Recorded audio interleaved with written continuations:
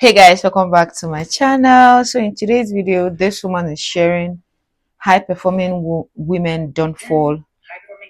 Oh, high performing women don't fall for emotionally unavailable men by accident. Here's why.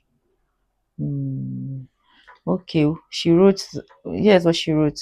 The reason high performing women keep attracting emotionally unavailable men, it is not because you are broken. It's because you are still confusing being chosen with being worthy. You've built the business, you've done the healing, you are successful, powerful, and magnetic. But in love, you shrink, you over explain, you stay chill so you don't scare him off. You attract the man who says all the right things, but you can't hold your emotional depth, but can't hold your emotional depth. The one who shows up strong then pulls away the moment you stop performing. It's not your fault. You were conditioned to believe that love had to be earned, that being chosen was the reward for being easy, agreeable, not too much. So now your worth still hinges on how someone else responds to you. Even though you know better, even though you've done the work. The truth, you don't need to be chosen. You need to choose you. And stop abandoning yourself the moment someone else can't hold your truth. Because the woman you are becoming, she doesn't overgive to feel loved. She doesn't edit herself to keep a man. That's deep. She doesn't chase emotional crumbs. She holds herself. She speaks her truth. She is magnetic not because she's chill, but because she's clear. And that kind of woman attracts the kind of love that mirrors her power.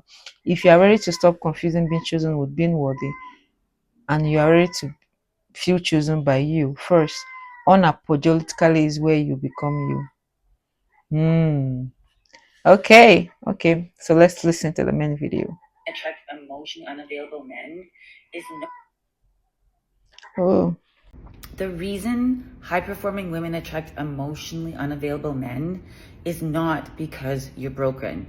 It's because you're confusing being chosen with being worthy. And I want to talk about it for a minute. You attract men who breadcrumb, men who are almost, who mirror your ambition, but not your emotional depth. They chase you and then they pull away the moment your heart shows up and you're left wondering, oh God, is it me?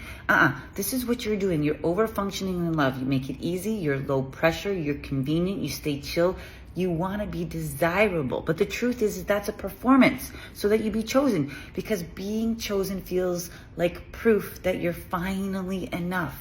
Here's your pattern. You were raised to earn love, to be impressive, to be safe, to be accommodating, to abandon parts of yourself in order to belong. So now you confuse attention with intimacy, chemistry with emotional safety, and attraction with availability. You accept the bare minimum because it feels familiar. You build your business while you shrink in the relationship.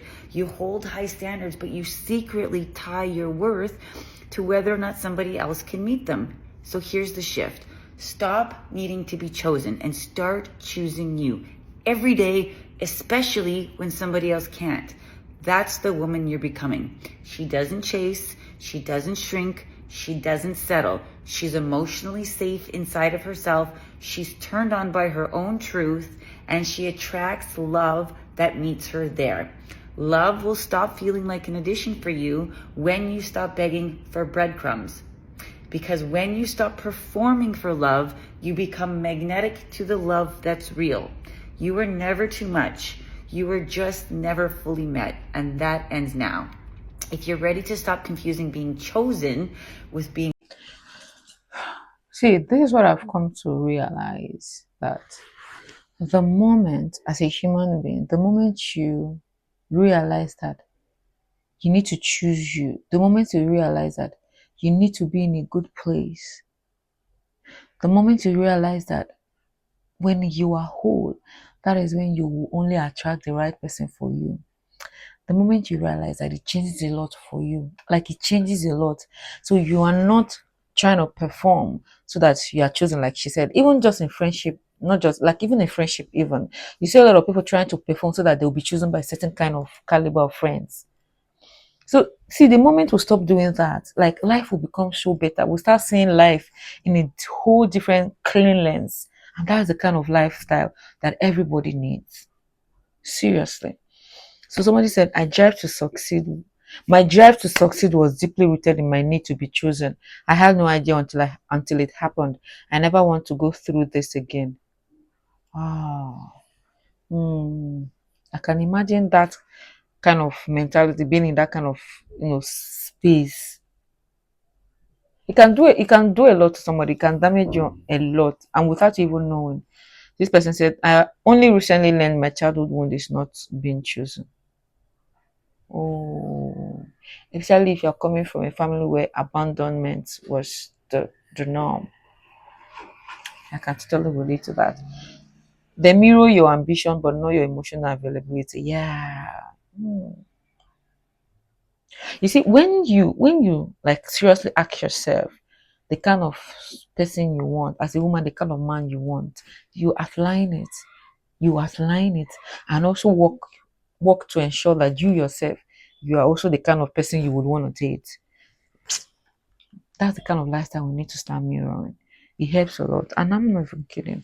This person said, yes, I definitely agree. It's an inner child wound that needs to be addressed. Surprisingly, ChatGPT helped me by giving me prompt to do this. You need to love the inner child. ChatGPT be doing the most. Somebody said, well, that's interesting and accurate. Somebody else said, does ADHD play into this? Mm, okay. I must be so high performing. Wow. Somebody is asking, can anyone please recommend any books about this topic? You can go on YouTube and watch podcasts. I don't these days I prefer to watch videos than reading books. Maybe because of the kind of work I do. I'm always working, so as I'm working, I'm also listening. So and there's a lot and now people are sharing more than it, they're even writing. There are a lot of podcasts that will speak to any topic you want on YouTube. But be mindful the one you are listening. So you need to also find yourself first before you even start listening to outside advice. Find yourself. And the address I tell people, if you're a Christian, as if you're a Christian, go to God first. First and foremost, God made you. He knows the kind of person you ought to be and the kind of people you should be with.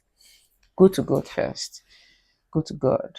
Well, yeah, guys, let me know your thoughts in the comment section. Don't forget to like and subscribe. Bye.